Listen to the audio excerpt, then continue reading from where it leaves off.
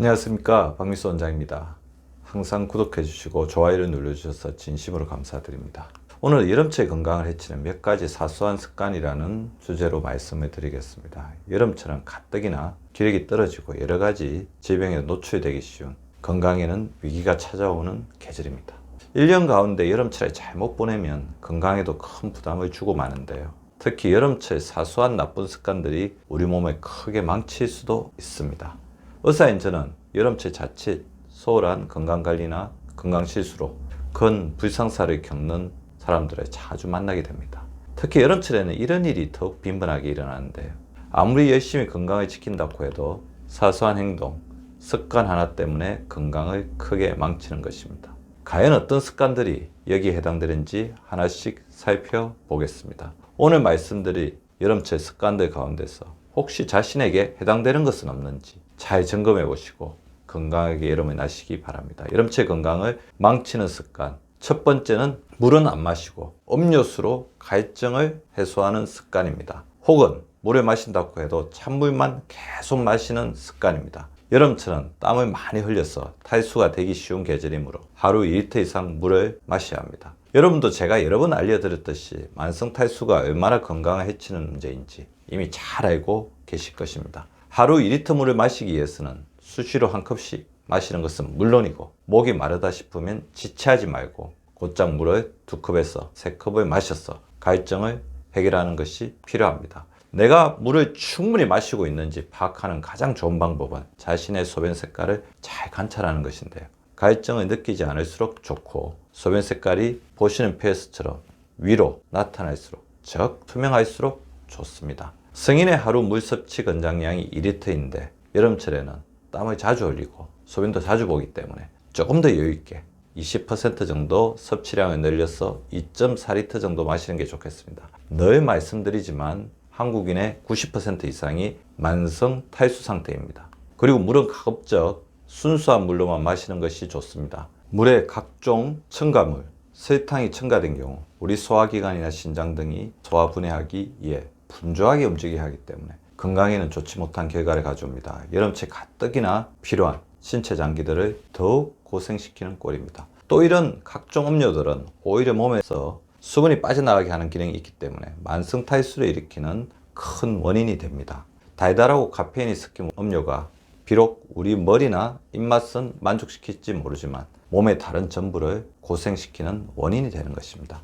평소 탄산음료나 각종 맛이 첨가된 음료들을 많이 드시고 계셔서 참기가 힘든다면 생과일 주스 한두 잔 정도는 괜찮을 듯 합니다. 부족해지기 쉬운 식이섬유와 미네랄을 보충해 주기 때문입니다. 물론 이 역시 가하면 결코 좋지 않겠지요. 우유나 요구르트 같은 알칼리 음료를 한두 잔 마시는 것은 땀으로 빠져나간 미네랄이나 전해질을 보충해 준다는 측면에서는 오히려 건장할 만한 일입니다. 특히 물을 차갑게 해서 먹는 것, 심지어 얼음을 넣어서 먹는 것도 문제가 될 수 있습니다. 우리 몸에는 교감신경계와 부교감신경계로 구성된 자율신경계가 존재하는데 갑자기 찬물을 마실 경우 온몸이 뜨는 반사와 교감신경 흥분이 같이 일어나면서 혈관이 수축하고 체온 손실을 줄이려는 여러 신체 반응이 나타나는데요. 그러면서 가뜩이나 자율신경계 균형이 무너지기 쉬운 여름철에 더욱더 자율신경계의 균형을 깨는 원인으로 작용하게 되는 거죠. 자율신경계의 균형이 무너지면 면역력 결핍은 물론이고 급속한 노화, 각종 호르몬의 불균형 등 수많은 건강 문제가 뒤따르면서 건강의 건강을 무너뜨릴 수도 있습니다. 차가운 얼음물이 비록 순간적으로 갈증을 해소해 주긴 하지만 우리 몸에는 결코 이롭지 못한 물 섭취인 것입니다. 또 갑자기 차가운 물을 마시면 소화기도 갑자기 차가워지지만 몸은 여전히 더운 상태이기 때문에 이 둘 사이의 균형점을 찾으려고 신체 기능이 분주해지면서 몸의 항상성이 오히려 깨어지는 결과가 나타나게 됩니다. 또 모두 경험하고 계실 터이지만 찬물을 자주 마시면 가뜩이나 약해진 여름철 소화 기능을 더욱 약하게 만들고 전신 피로와 에너지 부족을 더욱더 부채질하는 결과를 가져옵니다. 따라서 여름철에 물을 마실 때는 오히려 조금 따뜻한 물을 천천히 마시거나 그것이 정 힘들다면 미지근한 물을 마셔서 소화기능과 교감신경계, 부교감신경계 모두를 도와주는 것이 바람직한 수분 보충 습관일 것입니다. 특히 이 부분은 여러분이 꼭 주의해서 알아두셔야 할 부분인데요. 여름철 더위를 쫓는다고 아이스 커피를 많이 드시는데요. 그런데 더위를 쫓겠다고 마시는 아이스 커피가 오히려 피로와 무기력을 부르는 주요 원인이 될 수 있습니다. 여름철에 피로하고 더울 때 흔히 우리는 얼음을 가득 채운 아이스 커피를 찾습니다. 커피에는 카페인이 들어있습니다. 카페인은 수면 유도 물질인 아데노신의 유입을 막아서 각성 효과를 일으킵니다. 카페인을 먹었을 때 정신이 번쩍 드는 것도 이 때문인데요. 하지만 아이스 커피를 자주 마셔서 카페인 섭취가 증가하면 우리 자율신경계에 영향을 미쳐 피로를 가중시킬 수 있습니다.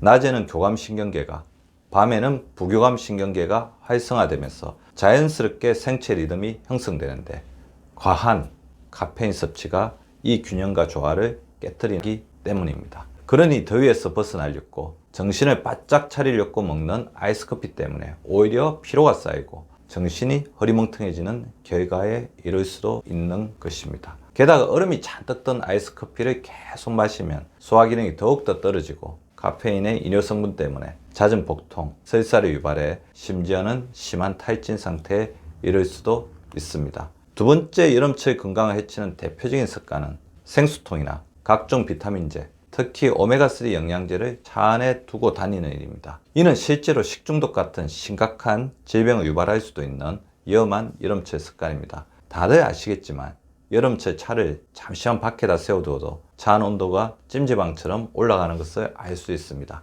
이런 곳에 생수통이나 영양제를 두는 것은 매우 이태로운 행동입니다. 마시다가 놓아둔 생수통은 금방 세균이 증식합니다. 이 생수통을 다시 마시는 것은 세균을 몸에 들이붓는 일인 것입니다. 또 각종 영양제, 특히 오메가3 영양제를 차 안에 두면 얼마 지나지 않아 산패가 일어나면서 이것을 먹으면 영양제를 먹는 것이 아니라 오히려 독약을 먹는 꼴이 될 수도 있습니다. 물론 오메가3의 산패를 방지하기에 D, 토코페롤, 비타민 E라는 천연 산화방지제를 사용하고 있지만 차 안에 둔 오메가3까지 산패를 막을 수는 없습니다. 꼭 여름철이 아니더라도 영양제는 가급적 냉장 보관하는 것이 바람직하며 최대한 직사광선을 피한 서늘한 곳에 두는 것이 바람직합니다. 또 영양제에서 전과 다른 냄새가 나거나 변색이 일어났다면 절대 복용하지 마시고 폐기해야 합니다. 여름철 건강을 해치는 대표적인 습관 세 번째는 에어컨 바람을 너무 많이 쐬는 것이죠. 에어컨을 실내에 너무 오래 켜두는 것, 차가운 바람을 장기간 쐬는 것, 환기하지 않고 켜두는 것, 더운 곳에서 갑자기 차가워진 실내로 들어오는 것 모두 좋지 않습니다. 그 원리는 매우 간단합니다. 역시 앞서 설명한 자율신경계에 관한 것인데요. 우리의 신체는 계절의 변화에 능동적으로 대처합니다. 겨울이 되면 겨울에 맞는 몸으로, 여름이 되면 여름에 맞는 몸으로 변합니다. 특히 계절에 맞는 몸으로 변하는데 큰 역할을 담당하는 것이 자율신경계인데요. 여러분은 이미 냉방병이 무척 고통스러운 병이라는 것을 알고 계실 것입니다. 주변에서 여름철만 되면 에어컨 때문에 냉방병에 걸리고 가뜩이나 기운이 없는데 시름시름 앓기까지 하는 사람을 자주 만날 것입니다. 냉방병은 우리 몸의 자율신경계가 너무 무리하면서 생기는 병입니다. 바깥은 무더운 여름인데 실내는 냉방을 해서 차가운 가을, 겨울 같은 상황이 되면 이 두 공간을 오가는 우리 몸은 여기에 적응하기 위해서 무척 고생하게 됩니다. 다시 말해 더운 야외에서 차갑게 냉방이 된 실내로 들어오면 머릿속으로 시원하다, 기분이 좋다 생각하지만 자율신경계는 갑자기 변한 상황에 적응하기에 분주해지고 걷기야 피로해지는 것입니다. 그러니 이것은 머리로는 만족, 쾌적함을 느끼지만 내 몸은 큰 고생을 하고 있는 일인 것입니다. 이렇게 차가운 실내, 더운 야외를 여러 차례 오가다가 결국 탈이 나는 것이 냉방병입니다. 그래서 냉방병을 달리 이르는 말이 자율신경계 변조 현상입니다. 그리고 이미 한두 번 고생한 분은 아시겠지만 냉방병, 자율신경계 변조 현상에 걸리면 두통, 식욕부진, 코막힘 등 감기와 비슷한 증상이다. 위장장애, 현기증이 생기고 빈번하게 관절통, 월경통 등의 증상까지 나타나게 됩니다. 심할 때는 일상생활을 하기 힘들 정도로 무기력해지고 탈진할 수도 있습니다. 따라서 냉방병이 걸리지 않으려면 다음과 같은 수칙을 잘 따라야 합니다. 자, 하루 동안 집에서 쉬면서 에어컨 없이 지낸다. 하루에 따뜻한 물을 2리터 이상 마신다. 사무실 출근 후 2시간에 한 번씩은 바깥 바람을 쐰다. 하루 한 번은 옥상에 있는 정원에 올라가서 심호흡을 한다. 더워도 2시간에 한 번씩은 환기를 시킨다. 한 정거장 정도 미리 내려 걸어가는 등 가까운 거리는 걷는다. 아이스커피와 같은 찬 음식은 가급적 피한다. 저녁에 30분 이상 반신욕을 한다. 냉방기를 켰을 때는 긴 옷을 입어 체온을 유지한다. 한기를 느낄 때는 여벌옷을 준비했다가 껴입는다.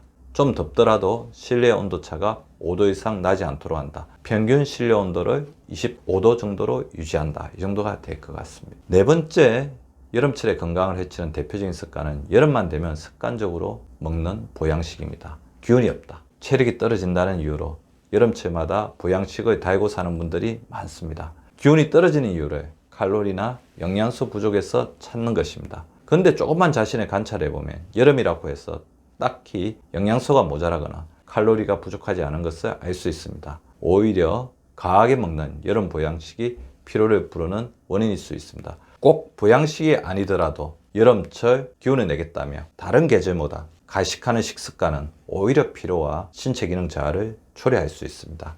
여름 보양식은 대개 한 끼만으로 일일 섭취 권장 칼로리를 훌쩍 초과하기 쉽습니다. 그런데 이런 고칼로리 식사를 먹으려고 되면 당연히 우리 몸에는 총동원령이 내려집니다. 고칼로리 식사 한 끼를 소화하겠다고 몸의 온 신체 기능들이 여기에만 쏠리는 것입니다. 당연히 업무를 보거나 운동할 힘은 사라지고 마는 것이 사실입니다. 게다가 고칼로리 식사가 잦아지면 살이 찌거나 가체중 비만이 되면서 더욱더 무기력해지고 피로해지는 악순환이 찾아오고 맙니다. 물론 적절한 보양식은 하루에 피로를 풀어주고 여름철 지친 심신을 달래는 데 도움을 줄 수도 있습니다. 이와는 반대로 여름철에 건강을 해치는 대표적인 습관은 여름만 되면 습관적으로 다이어트를 하는 것입니다. 특히 여름이 닥쳐서 갑자기 시도하는 무리한 다이어트입니다. 아무래도 여름철은 노출이 심한 옷을 자주 입게 됩니다. 그래서 평소 몸매에 별로 신경을 쓰지 않던 사람들조차도 자신의 몸매에 대해 걱정을 하게 됩니다. 그 결과 여름철만 되면 무리하게 다이어트를 하는 사람이 유독 많아집니다. 건강을 위한 다이어트가 아니라 남에게 보여주기 위한 다이어트이다 보니 무리해서 갑자기 살을 빼려고 하는 경우가 많습니다. 여름철 여러 가지 이유에서 체력이 떨어지는 일이 잦습니다. 그러다 보니 가뜩이나 기운이 없고 피로한데 설상가상으로 영양소 섭취까지 부실해지면서 더욱 건강이나 신체 기능이 나빠지는 것입니다. 정 여름철 몸매를 걱정한다면 봄부터 일찌감치 조금씩 무리하지 않고 준비하는 것이 맞고, 몸매가 걱정된다고 해서 갑자기 살을 무리해서 빼는 일은 삼가하는 것이 좋겠습니다. 실제로 여름철 무리하게 다이어트를 시도해서 탈진이나 장염 등이 심해져서 병원을 찾는 분들을 자주 진료하게 됩니다. 마지막으로 여름철 건강을 해치는 대표적 습관은 덥다고 야외 활동을 전혀 하지 않거나 계속 해오던 운동을 일시적으로 중단하는 일입니다. 흔히 더위를 먹을까봐 일사병이나 열사병이 두려워서 여름철만큼은 계속 해오던 운동을 줄이는 사람들이 많습니다. 야외 활동이 걱정된다면 실내 운동을 더 늘려 하겠지만 이 역시 쉽지가 않습니다. 여름철에는 더위 때문에 가뜩이나 신체 활동이 줄어들기 마련입니다. 그런데 평소 하던 운동까지 줄이면 이 때문에 더욱 피로가 쌓이고 신체 기능 역시 덩달아 떨어질 수 있습니다. 여름이라서 더 피곤한 것이 아니고 실은 여름이 되면서 운동과 신체 활동을 기피하면서 더욱더 피로해지는 것입니다. 하지만 그럴수록 더욱 챙겨야 하는 것이 운동입니다. 정리해보자면 더워서 야외 활동이 싫다, 걱정이 된다, 야외 활동을 줄인다, 운동량도 줄인다, 더욱더 피로해지고 무기력해진다, 운동할 에너지나 여유가 생기지 않는다, 야외 활동이 싫다, 걱정된다, 할 에너지가 없다 와 같은 악순환에 빠지게 되면 더욱더 운동과 야외 활동을 하지 않게 되는 것입니다. 아무리 더운 7월 8월이라도 이른 아침이나 저녁 시간은 선선하기 때문에 얼마든지 운동을 할 수 있습니다. 조금만 일과표를 조정하면, 약속이나 일정을 바꾸면 아침이나 저녁에 운동할 시간을 마련할 수 있습니다. 물론 여름철에 야외 온도가 26도, 27도 넘어가는 시간에는 최대한 신체 활동, 운동을 조심해야 합니다. 하지만 그러지 않은 시간에는 조금 더 적극적으로 운동과 신체 활동을 펼칠 필요가 있습니다. 물론 여름철 운동을 할 때 주의할 것은 평소보다 운동 강도는 조금 줄이고 운동 시간은 조금 늘리는 것입니다. 즉 무리하지 않으면서 총 운동량, 운동 강도는 채우는 것입니다. 여름철은 운동에 있어서 좀 더 세심하고 적극적인 노력과 실천이 필요합니다. 조금만 지혜를 발휘하면 얼마든지 다른 계절처럼 야외 운동량을 채울 수 있습니다. 특히 여름철에 권장할 만한 운동은 직사광선이 내리쬐는 들판이나 강변이 아니라 숲에서 하는 운동입니다. 근처에 나무로 둘러싸인 작은 숲이라도 있다면 이를 적극적으로 활용해야 합니다. 외국 여러 나라를 다녀보면 한국처럼 숲을 쉽게 접하는 나라도 없다는 것을 알게 됩니다. 이런 훌륭한 자연의 혜택을 적극적으로 활용하는 지혜가 필요합니다. 숲에서 활동량을 늘릴 수 있는 방법으로는 다음과 같은 것이 있습니다. 나무 끌어안기, 맨발로 흙밟기, 흙 만져보기, 나무 옆에서 깊은 심호흡하기, 숲에서 인생에 관한 명상하기, 숲에서는 세상사와 관련된 생각하지 않기, 생각 중지훈련, 가벼운 스트레칭, 숲에서 가족이나 사랑하는 사람과 이야기하기, 말없이 서로 바라보기, 숲의 다양한 소리에 귀 기울이기, 새소리, 물소리, 바람소리, 나무잎 소리 감상하기, 숲에서 편지나 감상문 써보기, 나무 위에 누워보기, 누워서 하늘 보기. 오늘은 여름철 자칫 잘못하면 건강을 해칠 수 있는 사소한 습관들을 알아보았습니다. 정말 사소한 습관들이지만 건강을 심각하게 해칠 수도 있는 나쁜 습관들입니다. 우리가 생활 속에서 무심코 지나치는 사소한 습관들이 조금씩 쌓이다 보면 어느새 손 쓸 수 없을 정도로 건강에 해를 끼치는 상황에 이를 수 있습니다. 오늘 말씀드린 사소한 여름 습관이 혹은 자신에게 없는지 잘 살펴보시고 있다면 이를 적극 개선하셔서 건강하고 활기차게 여름을 보내시기 바랍니다. 구독과 좋아요는 박미수 박사 TV를 지속시키는 생명력입니다. 많이 구독해 주시고 좋아요를 눌러 주시기 바랍니다. 항상 감사드립니다.